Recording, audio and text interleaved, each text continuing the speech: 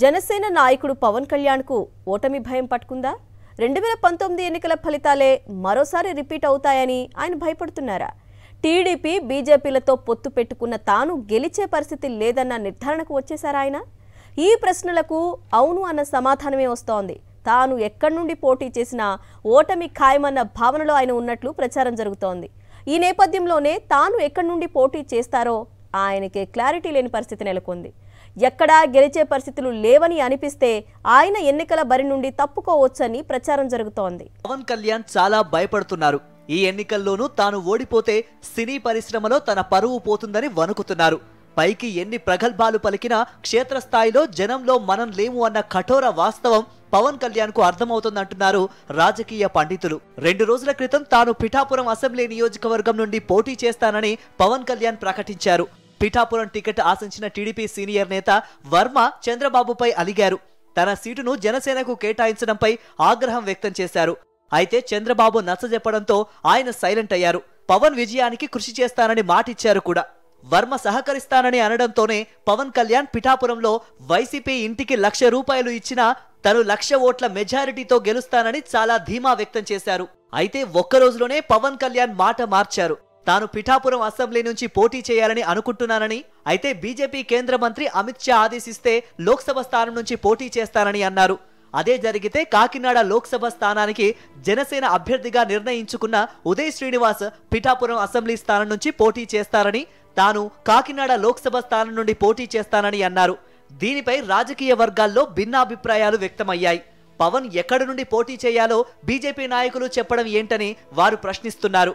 ఓ party అధినేతగా Pawan సొంత నిర్ణయం తీసుకోవాలి, కానీ ఇలా మరో పార్టీ కనుసన్నల్లో పనిచేయడం చాలా చీప్ గా ఉందని వారంటున్నారు. పవన్ కళ్యాణ్ ఈ వ్యాఖ్యలు చేయడం ఆలస్యం. పిఠాపురం టీడీపీ నేత వర్మ కౌంటర్ ఇచ్చేశారు. ఒకవేళ పవన్ కళ్యాణ్ కాకినాడ లోక్సభ స్థానం నుంచి పోటీ చేస్తే పిఠాపురం అసెంబ్లీ స్థానం నుంచి తానే పోటీ చేస్తానని అన్నారు. పవన్ పోటీ చేస్తేనే తన మద్దతు ఉంటుంది తప్ప పవన్ లేకపోతే పిఠాపురం స్థానాన్ని వేరే వారికి దానం చేయడానికి తాను సిద్ధంగా లేనన్నారు వర్మ. అసలు పవన్ లోక్సభ స్థానం నుంచి పోటీ చేస్తానని ఎందుకన్నారని రాజకీయ వర్గాల్లో గుసగుసలు వినబడుతున్నాయి. పిఠాపురం నియోజకవర్గంలో గెలిచే అవకాశాలు లేవని పవన్ కళ్యాణ్ అనుమానిస్తున్నారా అన్న ప్రశ్నలు వినబడుతున్నాయి. పిఠాపురంలో తన పరిస్థితి ఎలా ఉందో రకరకాల సర్వేలు చేయించుకున్న పవన్ కళ్యాణ్ కు అక్కడ తాను గెలిచే పరిస్థితులు ఏ కోశానా లేవని స్పష్టత వచ్చిందట. తన రాజకీయ గురువు చంద్రబాబు నాయుడు చేయించిన సర్వేలోనూ అదే తేలిందట. ఈ నేపథ్యంలోనే పవన్ లో భయం పట్టుకుంది. 2019 ఎన్నికల్లో భీమవరం, గాజువాక నియోజకవర్గాల నుంచి పోటీ చేసి 2 చోట్ల ఓడారు పవన్. ఈ ఎన్నికల్లోనూ ఓడిపోతే జనసేన కార్యకర్తలు కూడా ఛీ అంటారన్న ఆందోళన కలిగిందంటున్నారు.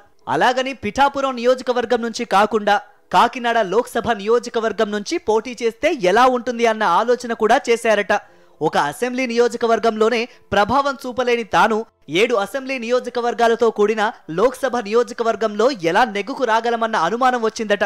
అందుకే పవన్ కళ్యాణ్ ఏం చేయాలో పాలుపోక తలపట్టుకున్నారని అంటున్నారు. పిఠాపురంలో తాను బలవంతంగా పోటీ చేసిన టీడీపీ అధినేత చంద్రబాబు నాయుడే దగ్గరుండి ఓడిస్తారని జనసేనలో ఒక వర్గం అనుమానిస్తోంది.